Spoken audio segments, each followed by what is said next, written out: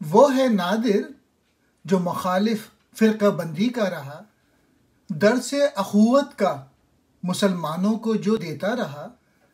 وہ ہے ابدالی کہ ہے خود آشنا و حق شناس، جس نے افواہ کو عطا کر دی ہے ملت کی اساس۔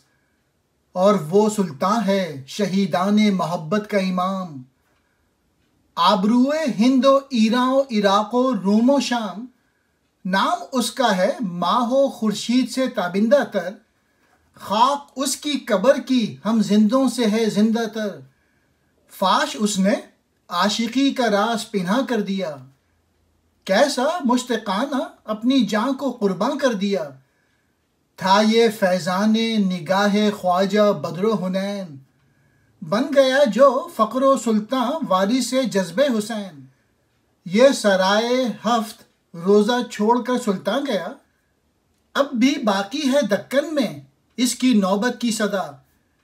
میرے حرف و صوت قاصر، فکر عاجز ہے یہاں، کس طرح ہو اس مقام فرحت افزا کا بیان۔ یہ جاوید نامے کے اشعار ہیں۔ یہاں پہ علامہ اقبال مختلف روحوں سے ملتے ہیں، تو وہ کہہ رہے ہیں ان میں ایک تو نادر ہے جو اتحاد کی رم سے آگاہ ہے، اس نے ملت کو محبت و دوستی کا پیغام دیا۔ گویا ملت کے لوگ مختلف فرقہ بندی میں تھے اور اس نے اتحاد کے لیے کوشش کرتا رہا۔ دوسرا بادشاہ احمد شاہ ابدالی ہے، جس کا وجود ایک مثالی وجود ہے۔ اس نے افغانیوں کو ایک ملت کی بنیاد سے آگاہ کیا، سب کو متحد کر کے رکھا تھا۔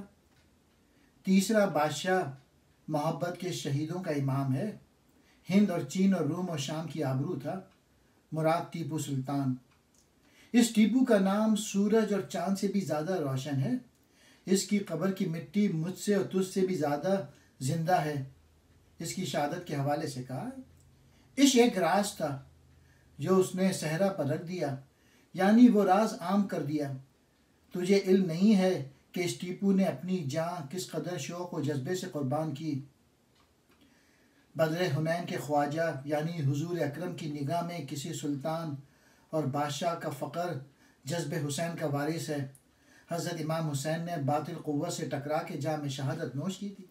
سلطان ٹیپو اگرچہ اس مادی دنیا و فانی دنیا سے چلا گیا، لیکن اس کا ڈنکا ابھی تک دکن میں بج رہا ہے، اور یہ اس کی بقا و حیات جاوید کی علامت ہے۔ میرے الفاظ اور میرا بیان خام اور میری فکر نامکمل ہے۔ اس صورتحال میں اس مقام کی بات میں کیوں کر بیان کر سکتا ہوں؟ اس مقام کی عظمت کا بیان بے حد دشوار ہے۔